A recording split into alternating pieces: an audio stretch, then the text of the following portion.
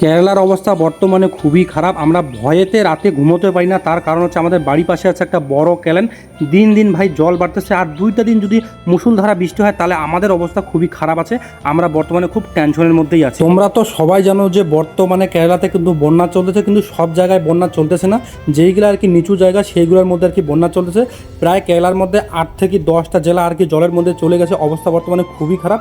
আর আমরা যেই জায়গায় আছি সেই জায়গাটা একটু উঁচু, এই জন্য এখন পর্যন্ত জল জমে নেই। আর আমাদের বাড়ির পাশেই আছে একটা বড় ক্যানেল। এই ক্যানেলটা দিন দিন কিন্তু জল বাড়তেই আছে। আর বেশি নয়, 2 দিন যদি মুষলধারা বৃষ্টি হয় তাহলে আমরা যেইখানে আছি এইখানেও থাকা কিন্তু মুশকিল হয়ে যাবে। 2 সপ্তাহ হয়ে গেল ভাই, কাজকর্ম নাই, শুধুমাত্র বসে বসে খাচ্ছি আর আছি।